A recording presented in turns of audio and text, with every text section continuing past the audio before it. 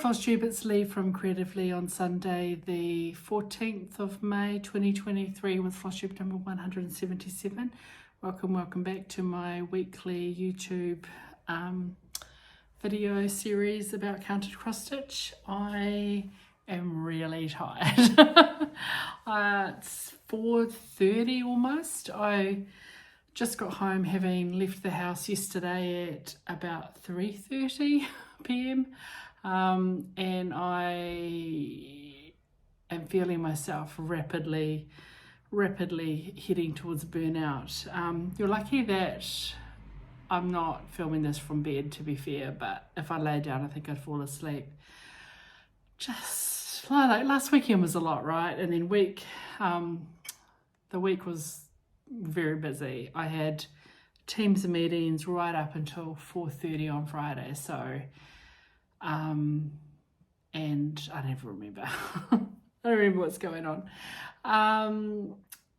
And this week, yesterday, I guess I left the house, go get gas, meet a friend in town for an early dinner, our Wellington on the Plate dinner at Field and Green, for a menu that was inspired by sort of Jewish cuisine from Morocco, Tunisia and Algeria.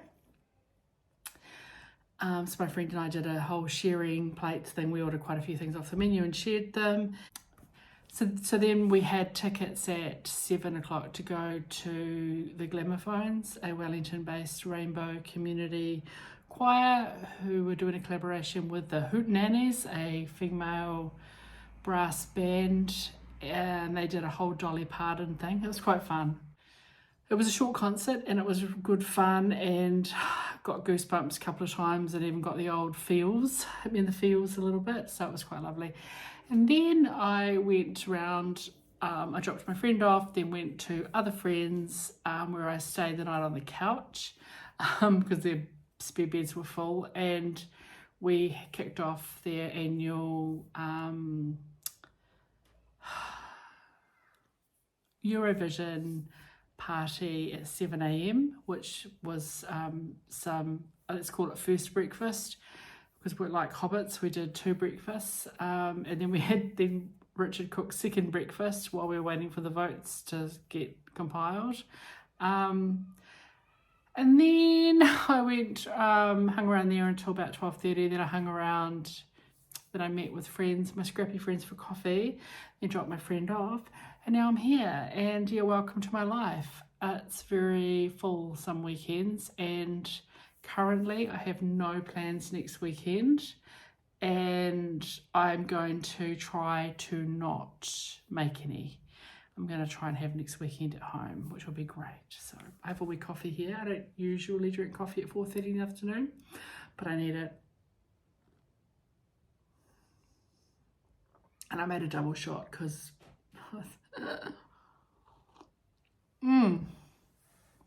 so I'm tired, been really busy. Feeling sorry for myself because I had to buy 4 new tyres this week for my car to get it to Rhino Fitness, and the last tyres lasted me a really long time, and I did like 44,000 Ks on them. So I bought the same tyres, have gone up in price, so I'm now out of pocket $960, but that's okay. I guess if I get another 4.5 years, 44,000 Ks out of them. But it was a bit painful, to be fair, because I get them rotated regularly. They all wore out at the same time, so yay, that's excellent. Dad's doing all right. He's not doing a lot. He said he's even missed a few meetings, like his Grey Power meeting and whatever else, because he just hasn't been up for it. So he's just really lacking in energy, and I think not sleeping as great as he could. Still got back pain, and he's still getting chest pain. He is having to use his magic spray, that pink shit. What is it? I want to say nitroglycerine, but I know it's not that. I guess he's getting, angina, whatever that stuff is. But he's still hanging in there, so that's pretty much it, really. Work, doing too much, not getting enough sleep. I didn't get enough sleep last night. And I did get a little bit of stitching done this week with working from home a few days and a couple of evenings, so yay, bit of stitching to show you. I haven't bought anything. I bought tyres, but I'm not going to show you those. The main thing that I bought that I can show you is a Hands Across the Sea design that has been generally released. A couple of Kiwi gals, Hayley and Zeb, both had contacted Nicola at Hands Across the Sea about a chart that had previously been released, I guess as a bonus chart. I think when people bought maybe Anne Morrison, I might have it wrong, I think it was Anne Morrison, the one that was through Traditional Stitches a few years ago, which I have stitched because I borrowed the chart from Judith. People got a bonus chart which was actually a New Zealand stitched sampler, and there's a whole little history thing with it, and Nicola charted it like the original, which they think was a girl when she was at St Mary's School here in New Zealand in 1933, age 11, but then she kind of stitched it and personalised it for a niece, I think, and she added, so this is the chart of it's a mock-up of the reproduction, but then she changed the colours and she personalised it in here for her niece, and she added another line down the bottom of some 3 Māori words, which I believe is the motto from the school, or a school, may not have been the school, but there's a phrase in Māori, and I just really like it. I'm quite keen to stitch it, and I might stitch this for my niece. She doesn't watch this, so I do have 3 nieces, but I mean my eldest niece. There's the text. I did have it printed. This is the model that was stitched for the niece, so you'll see it's slightly different. And down the bottom is the line of kind of a blessing or a encouragement for the niece. And it's he wahine mai he wahine a angitu, and he wahine manawa nui, courageous woman, successful woman, resolute woman. It's kind of it's just the extra text there in probably over 1, which bloody great. It'll be fine.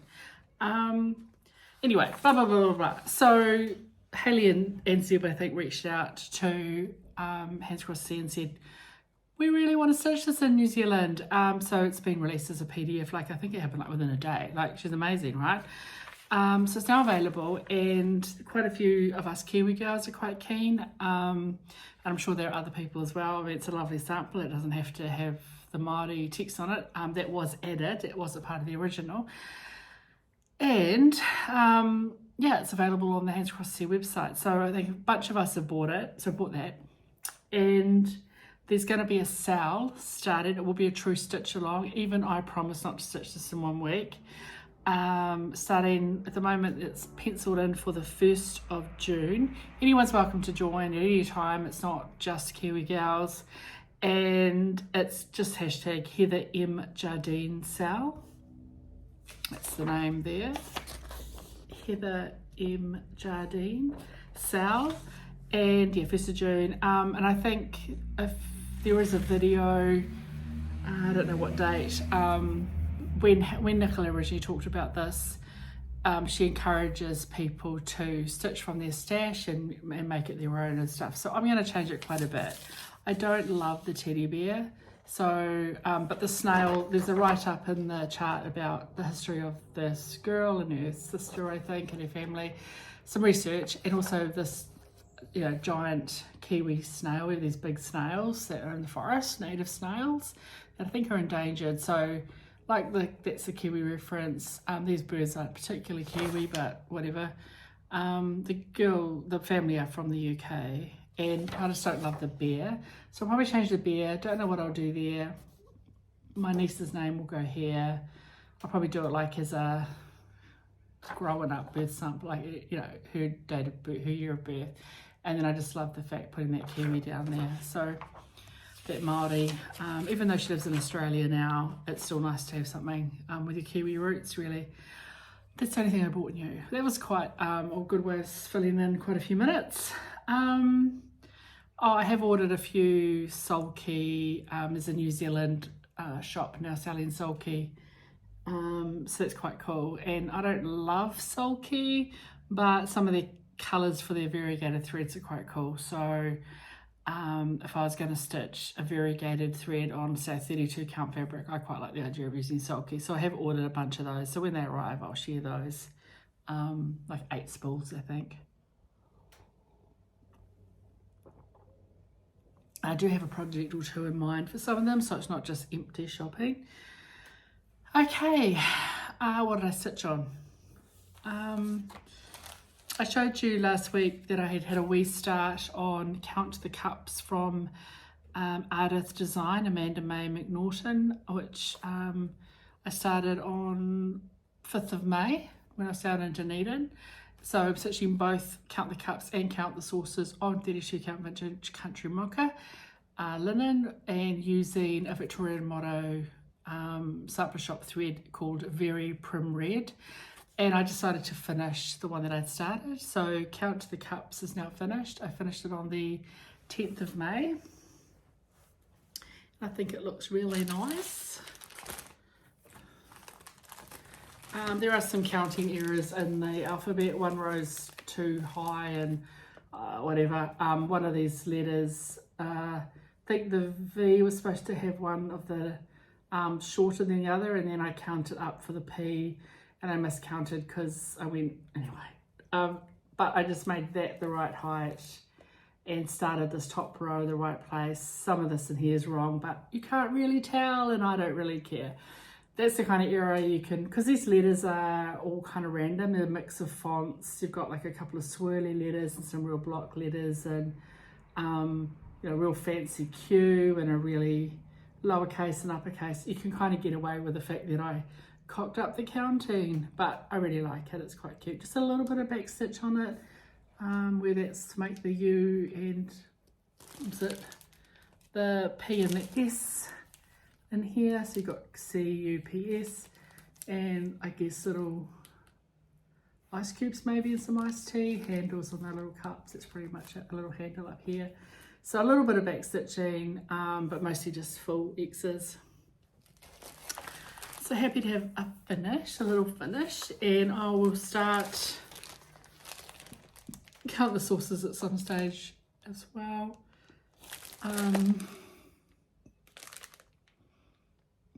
And it's quite cute because it has flying saucers in it, which, given I'm working my way through the X-Files at the moment, feels very timely to be stitching on this. But I like that kind of play on the word saucer. Like, yeah, it's pretty. So I may very well start that quite soon just to get the both of them done. And I've got the same thread and the same fabric in there. Getting a bit dark because it is now 20 to 5.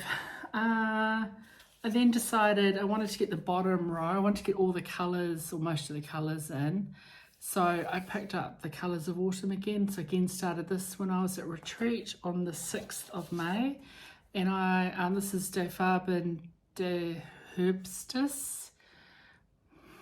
I don't know how to say it, but the Colours of Autumn by Dorothee Kandzi from Historiche Stickmuster on 35 count white Zweigart using, I've written the called for AVAS Soie d'Alger, but I've changed 2 colours. So I need to update my little card, but yeah, the brown and the orange I have changed to look more like this digital mock-up. And so I've got those colours in now. So I only had the brown in, I didn't quite get to the orange. And bottom row and a little bit more of the tree done. And I've still got a thread in there because I'd only printed the bottom row of papers. But I don't like the Silk app on my iPhone. It's too little, and I like Pattern Keeper, and you can do more with Pattern Keeper.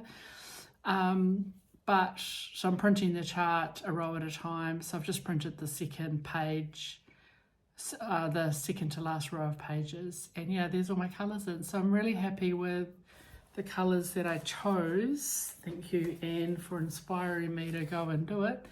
So I think this now looks far more representative of what I've stitched. Looks more like the mock-up than the two colours that are called for. So I'm very happy with that. So yeah, nice to get that bottom row in. How many rows are there? So I'm just over a sixth of it done because I've started to work up into this tree here. And then I decided, let's keep going. Let's make it a Zweigart week. So all of the fabric that I'm stitching on this week is just out of the box Zweigart. So 2 printed Zweigarts, the one I'm going to show you, and the Vintage Country Mocha, and of course just the white Zweigart 35 count. So I pulled back out Plum Street Friends of the Hart. And when you last saw this, I had done this thing here, these pumpkins, and I'd stitched one of the pomegranates and the owl. So I pulled this out. This is on 35 count vintage marble by Zweigart, using all the called for overdyes, and I started this only on the 25th of April. And I got 2 more pomegranates in and another little twirly leafy thing down there, that one by the pumpkins. So really happy with how that came out. It's just a couple more little motifs done, and those pomegranates is stitched are just fun. I love how the thread is subtly stripy.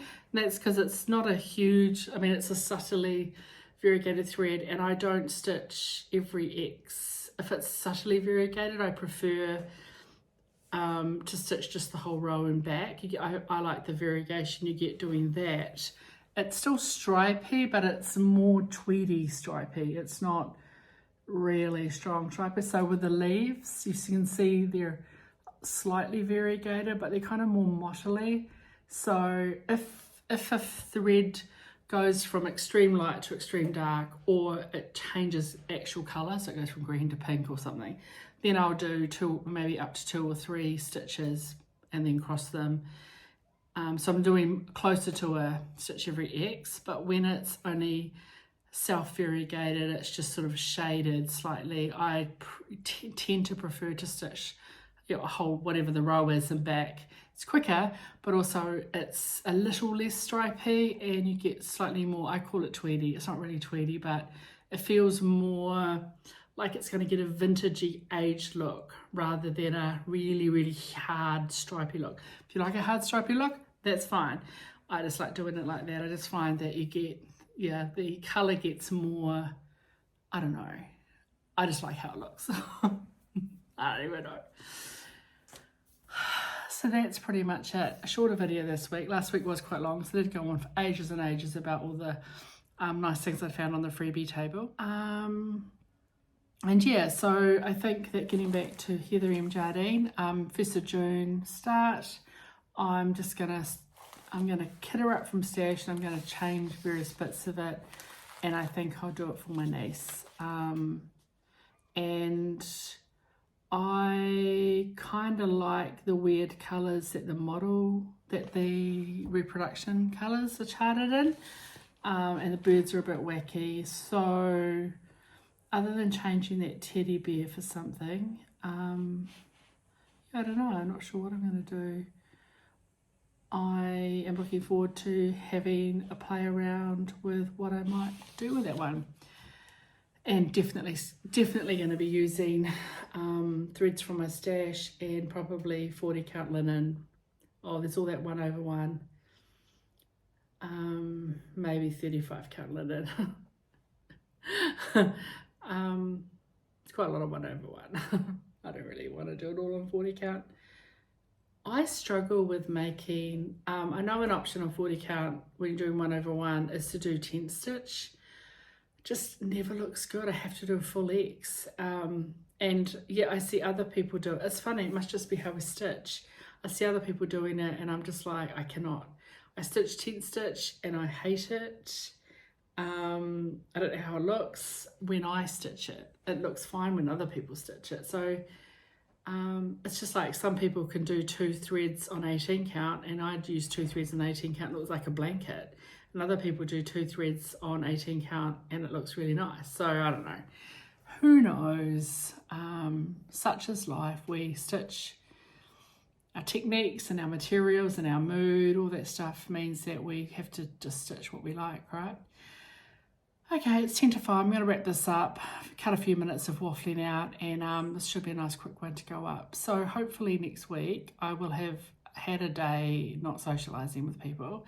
Might allow my batteries to recharge a little bit, and I don't even know, have no idea what I'm going to stitch on this week. I do have to do a whole bunch of my monthly projects, so I will see how we go with those, and yeah, probably see a few of those projects next week.